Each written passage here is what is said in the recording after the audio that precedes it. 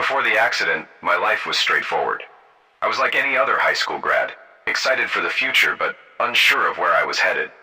I spent my days with friends, dreaming of success and adventure, though my goals were vague. My family was supportive but sometimes distant. That uncertainty weighed on me, but it was nothing compared to what came next. One day I was a young man fresh out of school. The next, everything changed. I don't remember much about the accident, but it left me in a coma for 2 years. When I woke up, I was covered in scars, confused, and had no memory of my life before. My family was gone, and I felt lost. Suddenly, I heard Zoe's voice cut through the chaos of my dream. "Roger, wake up, sweetheart. You're dreaming again." I had been dreaming of bees, just like always. After nearly 30 years together, Zoe still laughed when I told her it was the killer bees, a nod to an old Saturday Night Live skit. I took a shower to shake off the lingering effects. These dreams had haunted me since the accident at 18. Though I don't recall the accident, I know I was in a coma for 2 years. When I finally woke, I decided to go to college. Scarred but healed, I was ready to move forward, even though my family was nowhere to be found. The accident must have been serious. My body showed signs of extensive surgery. I wondered if I had enjoyed life before it happened, because I certainly paid a high price. Afterward, I became cautious, preferring a quiet, simple life. I found myself drawn to accounting, a career I'd never imagined in high school. The doctors said it wasn't unusual to forget details. I just wanted a peaceful life, a loving family, a house with a pool, and a quiet routine. The bees, though, always returned in my dreams. "Got another fly swatter?" I asked in my dream. The bees were relentless, and every sting hurt more than the last. Then, Zoe's voice brought me back to reality again. "Roger, wake up. It's just a dream." "They're getting worse," I admitted, though my doctor insisted it was just an aversion to bees. Zoe and I married when I was 20 and she was 25 in a small church near my college. It was a quiet affair. Neither of us had much family. We settled down, living among her friends, and I continued school. By 1975, I had a degree in accounting and computer science, though it seemed to happen fast. I didn't question it, just started my career as an accountant, a simple job that suited my newfound preference for a quiet life. I often worked alone, counting inventory. If two of us counted together, we could agree on a number, even if it was wrong. But when counting separately, the audit would be accurate. It was boring, but I liked it. No one bothered me, and I could work at my own pace. "Bees again," I muttered. "Where are they coming from?" I waved my hand and felt them strike, even drawing blood. "Beekeeper, do something about these things." "Whoop? These are killer bees. Put something on the stings. What's that noise? A bird? No, it's too big. A pterodactyl?" Then it hit me. Damn, stung again. What kind of bird is this? Zoe's voice pulled me out of the dream. "Roger, wake up. You're having a bad dream. Go take a shower." The dreams were intense. My scars hurt, and the people in the dreams were like ghosts, faceless shapes. 2 years after John was born, we had Paula, my little princess. I loved John, but Paula had me wrapped around her finger, just like her mom. I adored my kids and Zoe. I loved watching them sleep, helping them walk, ride a bike, and play catch. Those moments were my happiest. We had neighborhood barbecues, and though everyone knew each other well, I was the newcomer. Maybe it was because I married Zoe quickly after she got pregnant. Our relationship was decent, but after marriage, our sex life faded. Zoe wasn't interested, so it became infrequent. But I had my kids and a calm life, which kept me content. I overheard the women talking once. "Zoe, how do you put up with boring Roger?" "Roger's perfect," Zoe replied. "He doesn't drink, smoke, or gamble. He loves me and the kids, and is a great provider." Zoe soon announced she was pregnant with Billy, and we celebrated with friends. Our kids grew up together with the neighborhood kids, and we were part of a tight-knit group. People teased me about being boring, but I didn't mind. I loved running, even though no one else joined me. My job auditing warehouses kept me in shape. Counting all those items required physical effort. At home, I used weights in the basement and kept up with the kids' activities, music lessons, sports, and more. Zoe stayed busy as a full-time mom, managing it all. "Wop, wop. Is that a pterodactyl?" I muttered. "These damn bees are everywhere. Beekeeper, get rid of them. People are getting stung and it's dangerous. Give them the bee sting serum, but don't touch me. I'll swat you." "Dragonflies? Where do they come from? At least they eat the bees." "Roger, wake up, honey. Go take a shower," Zoe said. I did as she asked, but my scars ached and I had a headache. "I hate bees," I told her. I keep dreaming about prehistoric birds, snakes, and hogs. The dreams are getting crazier. Why can't I remember the accident? I asked the doctor while Zoe sat with me. And these weird dreams?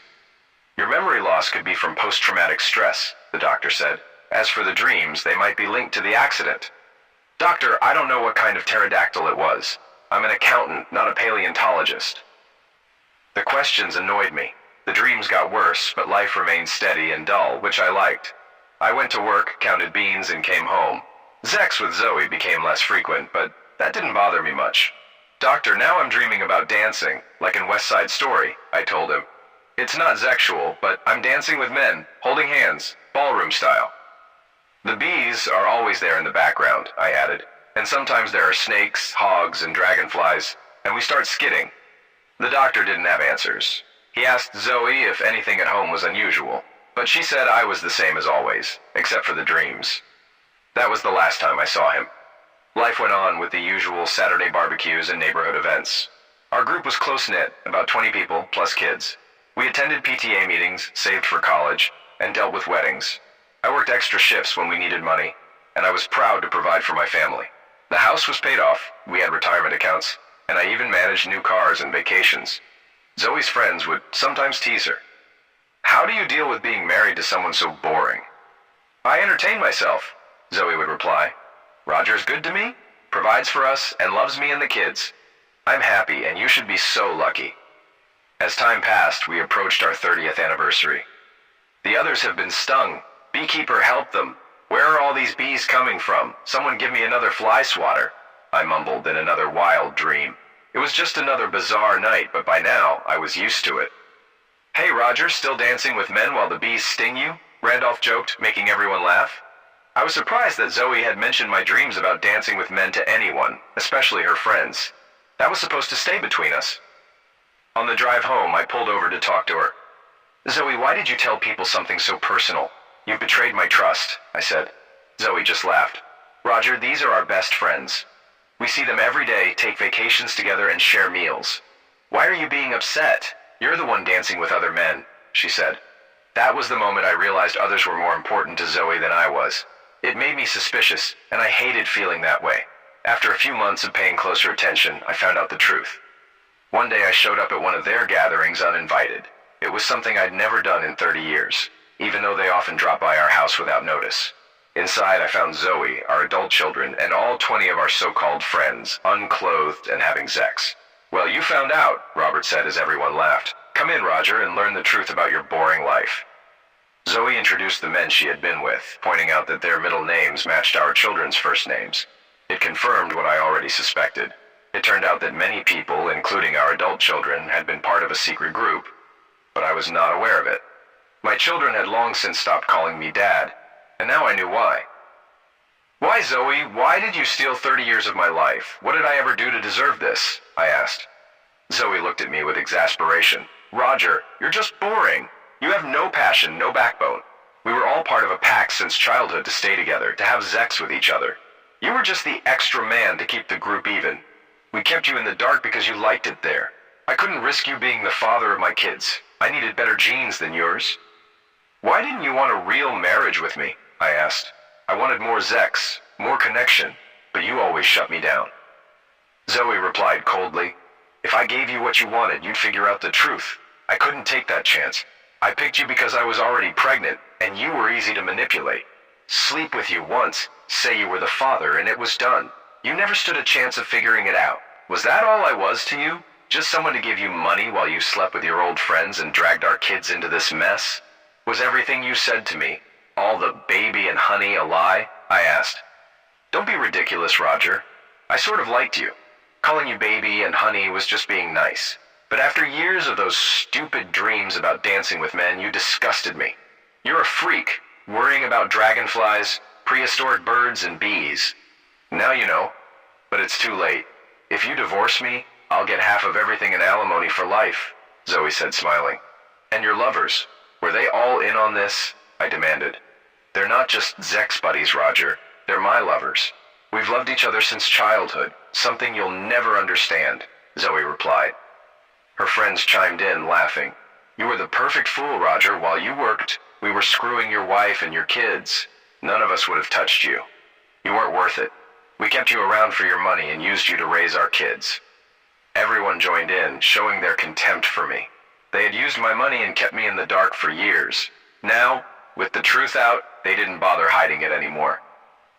Be a good boy and clean the house. I'll be back in a few days, Zoe said as they all laughed. As I walked out, I turned to Zoe and said, You betrayed me for this? You gave your children to people who treat you like garbage. You're proud of that? Did you ever notice your friends' kids aren't part of this? Think about why. I continued, Your lover eliminated himself rather than marry someone pregnant by John. Didn't that clue you in? I'm just glad I'm not part of your gene pool. My hidden camera had recorded everything. Come back any time, Roger, John Sr. said as I left. Bring some friends. Oh, wait, you don't have any, he mocked. But I did have 6 county marshals waiting outside, ready to serve everyone with court papers. They're all inside, I told the officers. The screams from 23 unclothed people as 6 marshals entered were deafening. I smiled as I walked away, unhurried. The restraining orders would keep them away while everything settled. The divorce was ugly, but I handled it in the county seat, not my hometown. I filed for an annulment based on fraud, and with the evidence from our talk, I hit Zoe's friends for millions. They admitted the whole conspiracy, how they used me to pay for everything while they carried on their affairs. With their confession, I secured the house, all our savings, retirement accounts, everything. Since it was fraud, there was no community property. Zoe and her friends owed me for raising their kids. The kids who had long stopped calling me dad, hated me for what I did to their parents. I wasn't done. As a bean counter, I knew exactly how to get what I was owed. In the end, I got over $5 million from all involved. It didn't ruin them, but it put a serious dent in their finances. They even pooled their money to pay me off, especially after I started filing writs of attachment. I also had the birth certificates changed since they were based on fraud, and Zoe had to give up my last name. I didn't care what names the kids used. I lost contact with all of them and didn't want to live in the house, but I didn't want to sell it either. I wanted to destroy it. A few weeks after the divorce was finalized, I returned to the neighborhood with a crew to demolish the house. Zoe and the kids went crazy. The house was worth $600,000, but I jacked up the price to $1.1 million, and all their Zex buddies bought it. Their Zex lives depended on owning that house because it connected to their properties. I made an extra $500,000 in just a few days of negotiating. Before leaving, I destroyed every trace of our life together. Photos, cards, school projects. I left the house filthy with rotten food and utilities shut off. I even painted every wall, ceiling, and window black. Zoe got the house, and it became their party house. She became the group's housekeeper, or more accurately, their personal strumpet, though she never saw it that way. She believed her kids were special, because they were part of the group, but it was because they were foolish enough to believe her lies. I quit my job and left everything behind, including my clothes. I drove all night, stopped at a cheap motel, and the next day bought new clothes at Walmart. I changed rental cars and discarded everything that could remind me of those 30 wasted years. It was like stomping the dust from my feet. A clean break. 2 days later, I was in D.C., at the Pentagon, well, actually an annex, filling out a job application. I gave them my days in address and a new cell number, having ditched the old one they had been using to track me. During my investigation, I discovered they were forwarding my calls, so I used that to stay ahead of them. The DoD hired me the next week. The interview was odd, but they needed a CPA and I had the credentials. When asked if I'd use veteran preference, I explained my coma and not serving in Vietnam. A Navy officer even took my fingerprints electronically. "Welcome to the Department of Defense, Mr. Phil," they said with a smile. "Where would you like to start?" I surprised myself by saying I wanted to go to Iraq or Afghanistan for some excitement. I was tired of my dull life and needed a change. A few days later, I was fitted with body armor I had to buy myself and sent to weapons training. Strange for a civilian auditor. But they insisted, saying, "We think you should." I wasn't Rambo, but I carried twin .45s, an M16A4, and an M9 bayonet. My first assignment was Afghanistan. When I heard the whop-whop of the helicopter's blades, it hit me. That was the sound from my dreams. It wasn't exactly the same, but close enough. I must have heard it before, even if I didn't remember. I still had the dreams, but now there was no deceitful wife pretending to care. I visited various bases, auditing assets, and quickly learned that alliances could be bought short-term. The enemy of my enemy was a friend, but only for the right price. The dreams continued. But now the smoke people took shape, with faint faces appearing. I was an old man among young soldiers, some barely 18, already with children of their own. To them, if you were 30, you were dad. 40 made you gramps. And over 50, you were just old man. These young soldiers moved with precision, like a deadly ballet, following orders without hesitation. It reminded me of Tiberius, whose drills were like bloodless battles, while his battles were bloody drills. I admired their discipline, but wondered how they'd feel later in life, having been forced to do such violent things. The dreams persisted, dragonflies, snakes, hogs, bees, but their intensity faded. Faces appeared on the smoke figures, young faces of people I didn't know. Meanwhile, I continued my work, counting everything from bullets and rockets to socks and water bottles. We had to plan ahead, ensuring we had what was needed for the future, always accounting for losses along the way. Planning was critical, as everything had to be stocked, shipped, and tracked. About 4 months in, we were ambushed. Bullets flew, sounding like bees buzzing overhead. Despite the chaos, I remained calm. The soldiers moved with precision, and I followed their lead, watching for flanking movements and calling for fire. Training kicked in, and we moved as one, the firefight. The firefight ended quickly, and the enemy retreated into the terrain. After that day, the dreams nearly stopped, replaced by the harsh reality of war. I moved to Iraq for the same job, counting supplies, reporting what was needed and what wasn't. The scale grew, with more items to track and more things to lose. I went on patrols, claiming I needed to assess assets, but really just wanting to escape the warehouse. Like a dancer moving to music, we moved to the rhythm of war. I stayed solitary, rarely spoke, but constantly observed, took notes, and filed reports. The DoD loves paperwork, now all computerized. I uploaded everything via satellite. There were distractions everywhere, even bees, just a few stings here and there. I let my superiors know. I had been there over 4 years, originally part of a team, then leading one, and eventually working solo. War became home, a distraction from the past 30 years.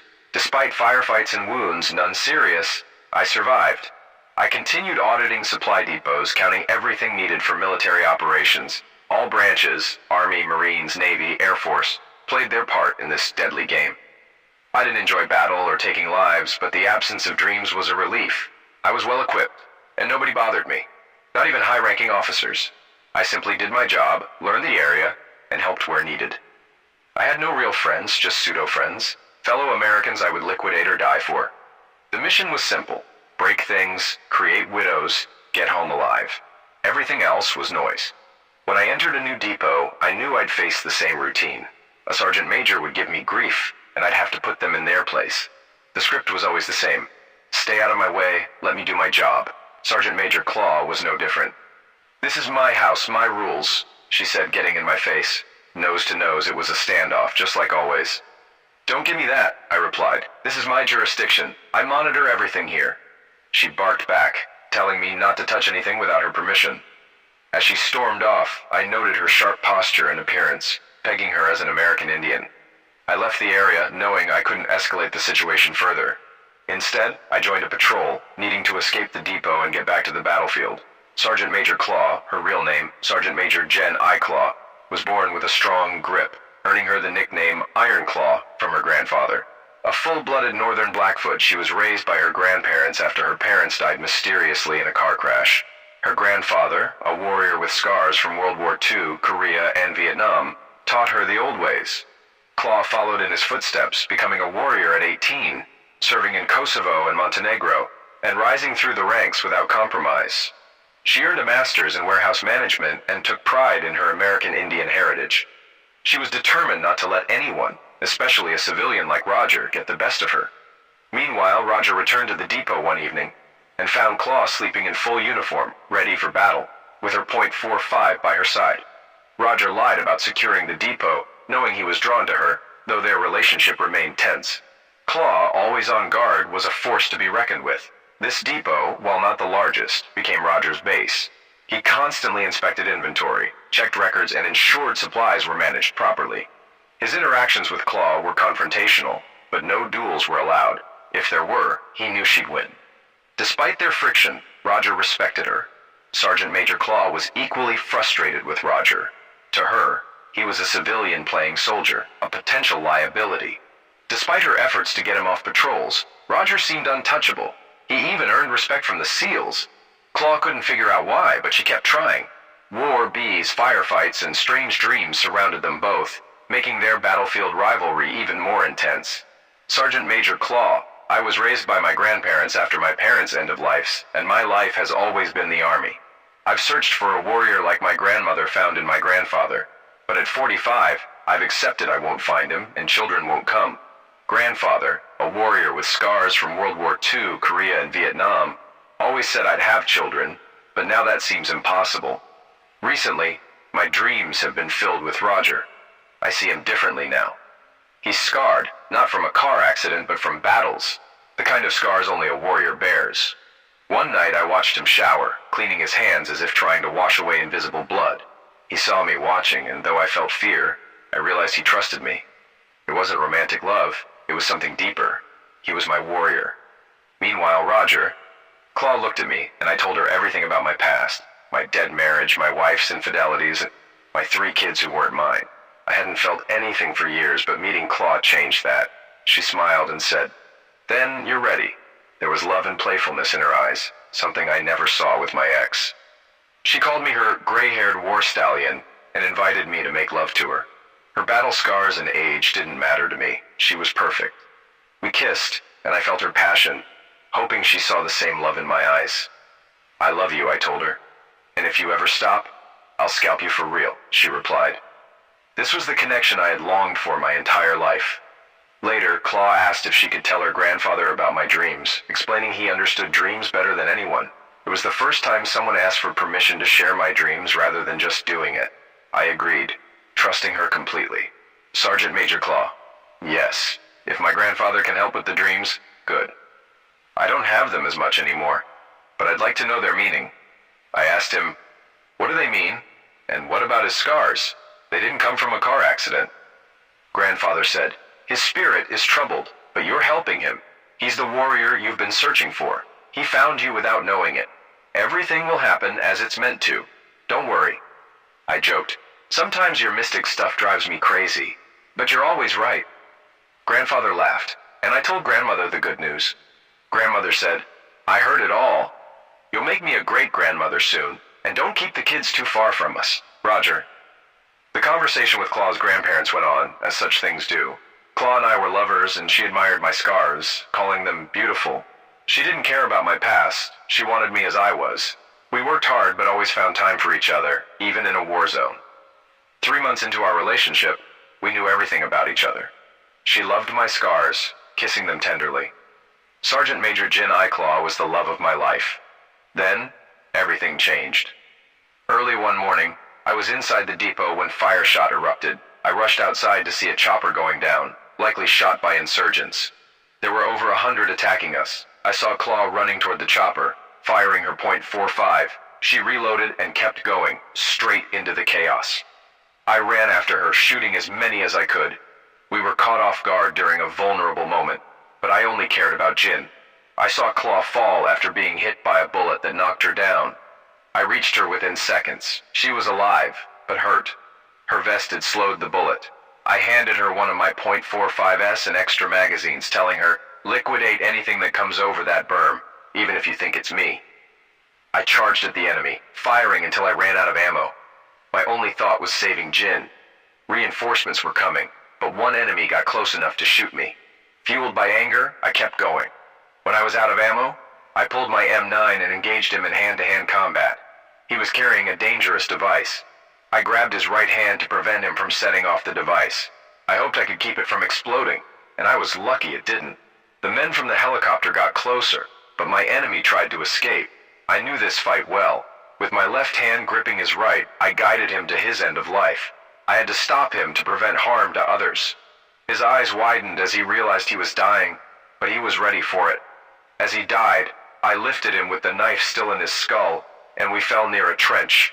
I released his body into the trench as an explosion rocked the area, causing me to lose consciousness. "Wop, wop, wop! Where are the damn bees coming from?" I shouted, trying to regain control. "We're under attack from every side! Flyswatter, I need more ammo!" I barked, catching a bandolier someone threw. "Johnson Roberts, you're with me! Suppressing fire on the left!" I ordered. Williams, stay put and fire at anything on the right. Hit the tree line. I gave quiet instructions. Johnson, Roberts, blades only. No prisoners. Be fast and silent. Bullets flew everywhere like angry bees, and I heard Johnson joke with Roberts, laughing despite the chaos. Quit laughing, Johnson, or you'll get eliminated, I warned. The sound of cobras firing filled the air. Cover your necks, that brass is hot, I shouted. Slicks inbound, get ready to move. Wilson grabbed Johnson, yelling, Don't die on me, Johnson. I'll find you in hell and kick your back if you do. Medic, over here, help Johnson, I shouted as the battle raged. Hit the tree lines with a grenade launcher. Move toward the LZ, drag anyone you can, no one gets left behind, I ordered, grabbing enemy AKs along the way to blend in. Watch the smoke, Charlie can see it just like the cobras can, I warned, ensuring everyone stayed low. Medic, move it, I called again, glancing at the wounded. I turned to Ulti.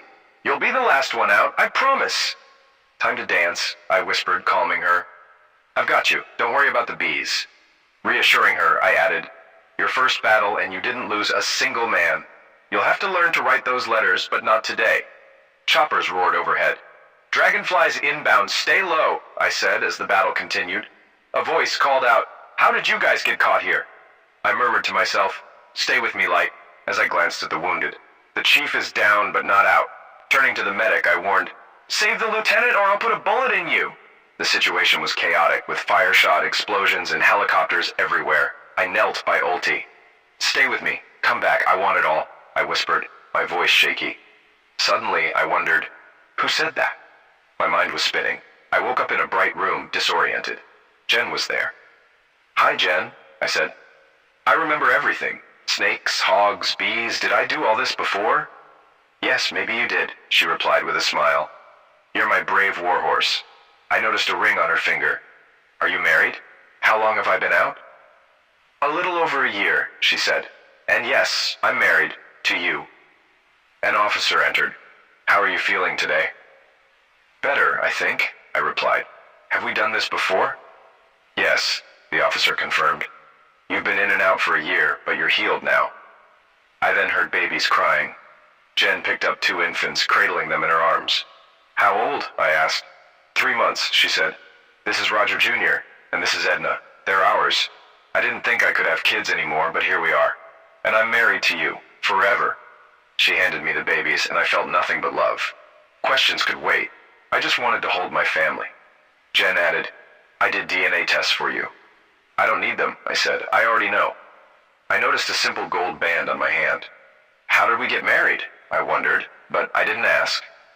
It didn't matter. 6 months later, we were at Zoe's house. The original 23 members were there, including her kids. The big screen flashed with news. Command Sergeant Major Roger Phil was to receive the Medal of Honor. The room went quiet. They can't mean our Roger Phil, John Sr. grumbled, annoyed that someone outshined him. Then a picture of me in uniform appeared, smiling, medals on my chest, with Jen and our children.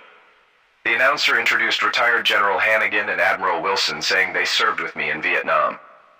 Vietnam? Zoe gasped. Roger was in Vietnam? The announcer asked the officers to share their stories about me, leaving the group in stunned silence. General Hannigan shared, I served with then Sergeant Phil during my time as a second lieutenant in Vietnam. Phil was on his second tour and acting platoon sergeant, though he wasn't officially promoted to staff sergeant until a few days later. He always had a book with him, studying to become an accountant through Army classes. Things got rough quickly. Congress was cutting funding, so we had small platoons. Mine had 18 men, and we were part of a long-range reconnaissance patrol, LRP. We got ambushed deep in the jungle by the NVA, who were probably tipped off about our location. The firefight lasted over an hour. I was shot, and Phil took command. He ordered one of our men to use the M79 grenade launcher, but it only made things worse. The NVA kept coming like a disturbed beehive. We ran low on ammo, and Phil went hand-to-hand with several enemies, liquidating 3 of them with his knife. His main goal was to get us out alive, and he was deadly with a blade. Despite being wounded, Phil kept going. His humor helped break the tension, even in the middle of battle. We finally got support from A-37 jets, known as Dragonflies, and then Cobras, helicopters with miniguns that can fire 8,000 rounds a minute. The firepower gave us enough time to evacuate by Huey helicopters, or slicks. Phil helped get the men to safety, even grabbing enemy AK-47S to return fire and fend off the NVA as we left. General Hannigan recalled, Phil kept fighting until everyone else was on the helicopter. He was striking twice, but provided enough cover to slow the enemy. The Cobras couldn't help because the enemy was too close. Then Phil came for me, lifting me by my web gear, even though he was wounded too. I was bleeding out, barely able to hold on to him. Phil was only 5 and 9 inches and about 125 pounds, but he carried me to the slick. He made sure all the men were accounted for before tossing me on board, telling me, "Now you can say you were the last man on the field." That was Phil, always putting his men first. I recommended him for the Medal of Honor, but he received the Silver Star instead. He saved all our lives that day. I tried to thank him later, but he was back in the field. His wounds weren't serious enough to send him home, not that he wanted to leave. Phil had the look, that distant, focused stare some men get when they're ready for battle. He never lost it, always in warrior mode. Now 30 years later, I see it's gone when he looks at his wife and kids. It's good to see him finally happy. Zoe and her group sat in shocked silence watching the TV. The announcer turned to Admiral Wilson. "Admiral, you also served with Sergeant Major Phil. What can you tell us?" Admiral Wilson nodded. "My experience with Phil was similar to the general's. I was leading a SEAL team that wasn't supposed to be there after 1971, but we were still around as advisors. Our area overlapped with Phil's patrols. We joked about him being an army puke and he'd return the favor. But when things got tough, Phil always showed up. During one fight, we were ambushed and flanked. Phil arrived and acted like an entire company was backing him up. His presence alone turned the tide, and he moved quickly to stop the flanking. His speed and aggression scared the enemy. They thought they were up against far more men. We were all shot up, bullets flying everywhere. Phil kept talking about the bees swarming. He had a way of making jokes during combat to keep everyone focused, though he was dead serious. His humor helped us get through the worst moments and stay alive." Admiral Wilson continued. "It was similar to what the general said. When the slicks arrived, Phil insisted that the medic prioritize helping others, making it clear he wanted them treated first. We were lucky to be near the 1st Cavalry, who came fully armed to help us out. Phil was shot up pretty badly, but still dragged me to the slick, putting his body between me and the enemy, just like he did for the general. He made sure I was the last one off the field, knowing how important that is for an officer. Phil told me he was tired and just wanted to go home, fall in love, and live a boring life. He said he wanted to forget the Army, Vietnam, and everything that had happened. A few months later, we crossed paths again at the Pentagon. I had recommended him for the Medal of Honor, but he received the Navy Cross instead. He didn't seem happy, even though it's just one step below the Medal of Honor. He only smiled for the photo.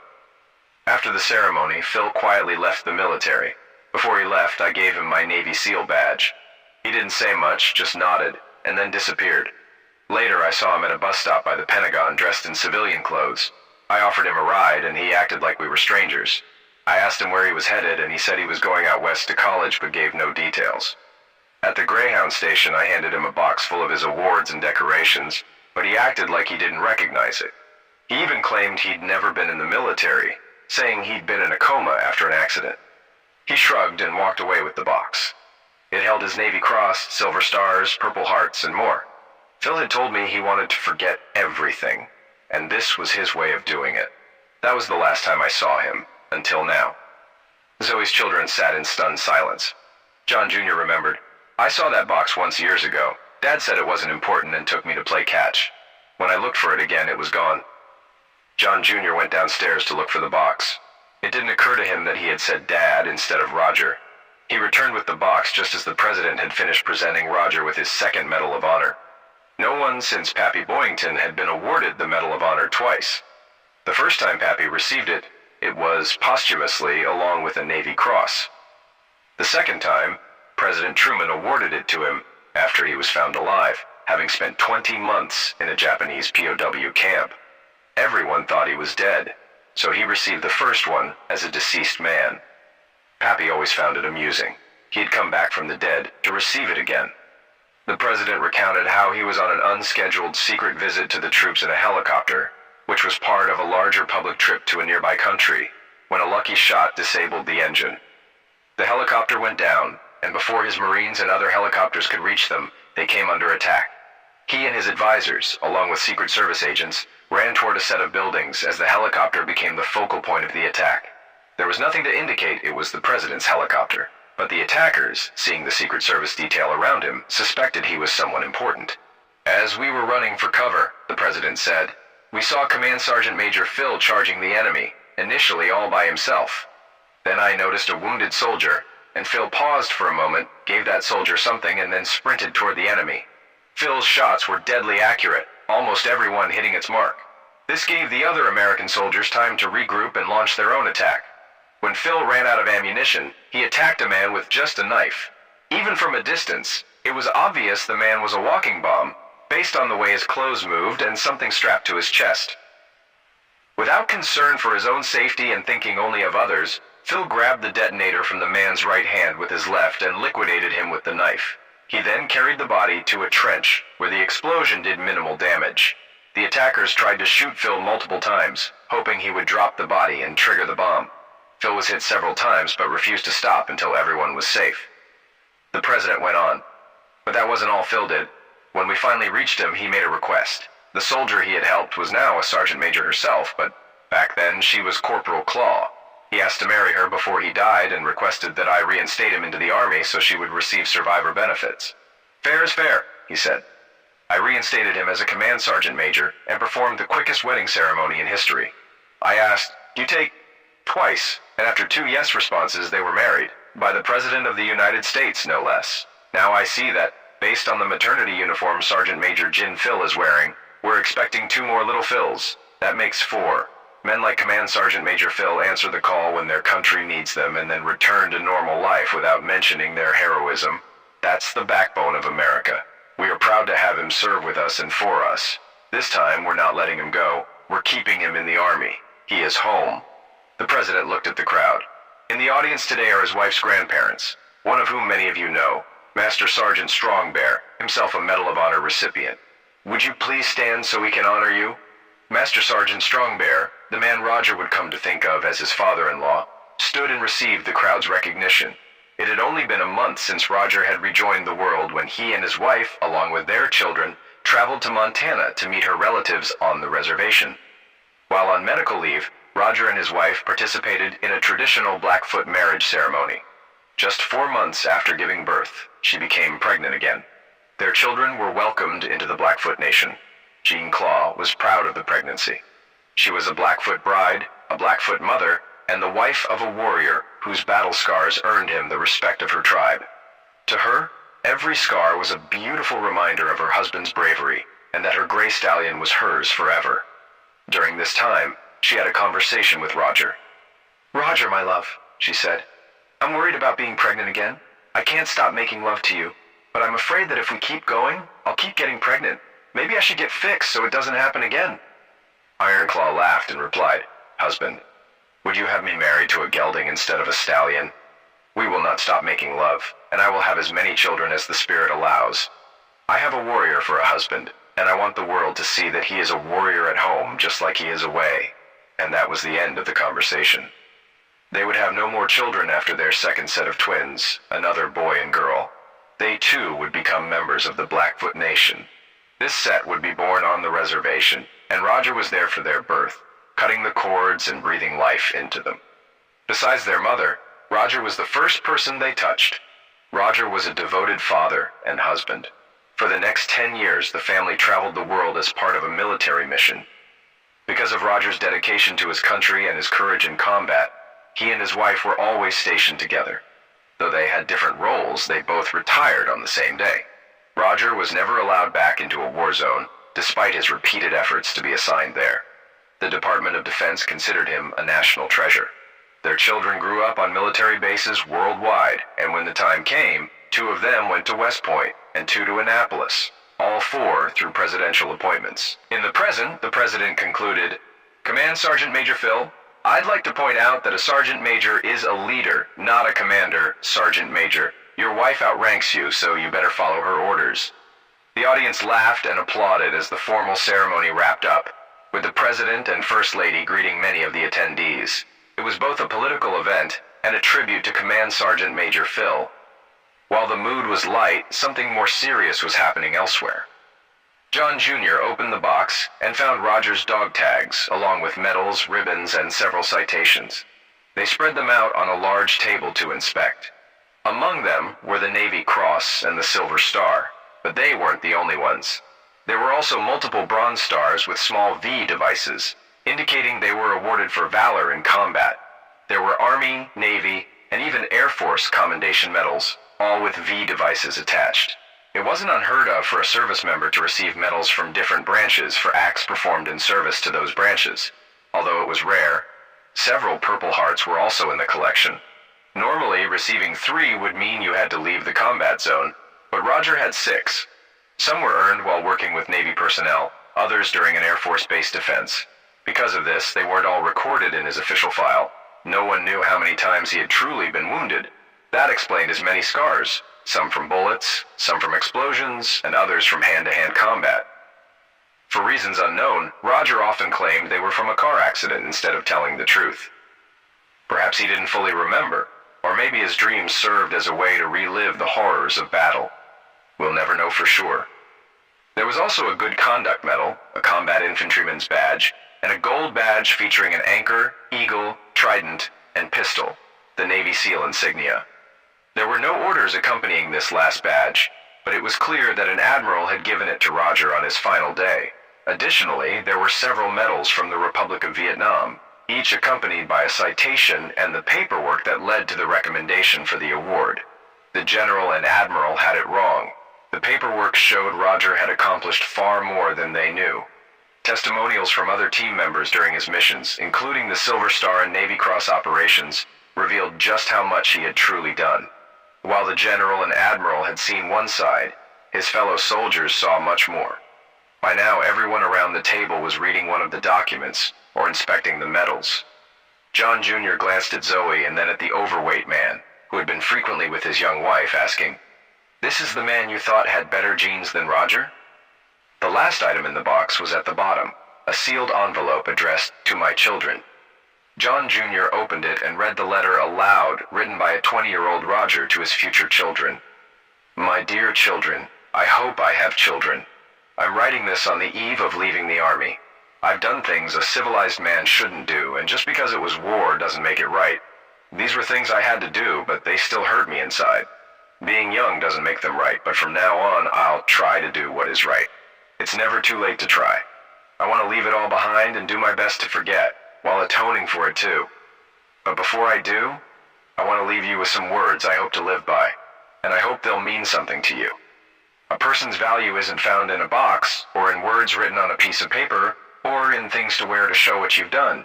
It's in how you live your life every day. It's in how you treat your friends and even strangers, but most importantly, how you treat your family. It's how you show them love and devotion by always putting them first, no matter the cost. The best part is they love you for being who you are, regardless of how much money you make or how smart you are. Because of that, every day, you must do your best for them, and they will do the same for you. That's the true measure of a person. I hope I've lived up to that for you. May God bless and keep you, and may He forgive me for what I've done in war. I hope He'll never need to forgive you because you'll live a good, just, and moral life as a good human being, a loving parent, and a faithful spouse. Your loving father, Roger." John and his half-sisters were in tears by the time the letter was finished. "I'm done here. Who's coming with me?" John asked, as he carefully gathered all the papers and documents, placing them back in the box, exactly as they had been. His sisters stood up and walked out with him. His wife stayed behind. 3 days later, a package arrived at the Pentagon, addressed to Command Sergeant Major Phil. Inside the outer package was a brown box tied with twine. It was delivered, unopened, to Command Sergeant Major Phil. Inside were the original items, and a short typed note found in an envelope beneath the twine, but not inside the box. "This isn't meant for us. We wish it were, but it's not." The note wasn't signed, but Roger Phil knew exactly who had sent it. 4 months later, John was single, and he, Paula, and Billy had new names. "We can do better, be better this time. We can be what Dad wanted, like he showed us," John told his sisters as they slowly walked away together. Meanwhile, Roger reflected, "It was a few months after I got my original awards back when I showed Strongbear the letter. We were all sitting around the fire on a warm summer evening. There must have been 50 or more of us. It was a communal meal, and everyone was there to enjoy the night. Jean Claw was there, as beautiful as ever with our children. I loved calling her that. She was due soon, and her pride in me was clear, as was her grandmother's pride in Strong Bear. My love for her was evident in her pregnancy and our children. I handed Strong Bear the letter I'd written as a young man to my future children. He read it, smiled, and passed it around. I was a bit shocked that such a personal letter was being shared without my permission, but I was even more surprised when it came back to him, and he threw it into the fire. Words on paper mean nothing. You wrote that. Show your children through your actions. Show them by how you live your life. You already know that. He was right, of course. He was always right, as I'd come to learn.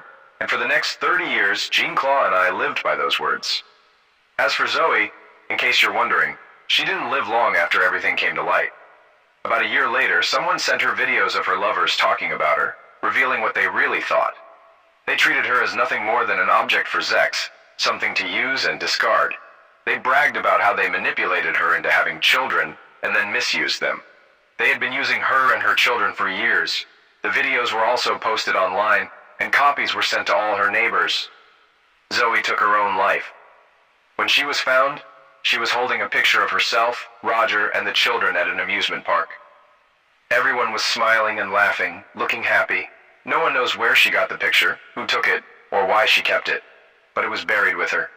Only 2 people quietly followed the casket to the gravesite after the service. They were the only attendees. The guest book simply listed them as Gray Stallion and Iron Claw. A few weeks later, several videos surfaced online showing the group involved in inappropriate behavior.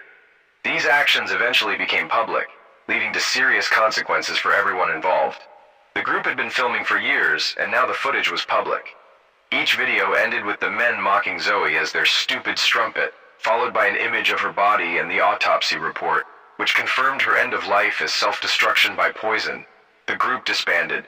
They were shunned in their own community, with many moving away while others became reclusive for the rest of their lives. Somehow the videos seemed to follow them wherever they went. No one knows who posted them or sent them to their new neighbors, but the group's pursuit of selfish pleasure had destroyed many innocent lives.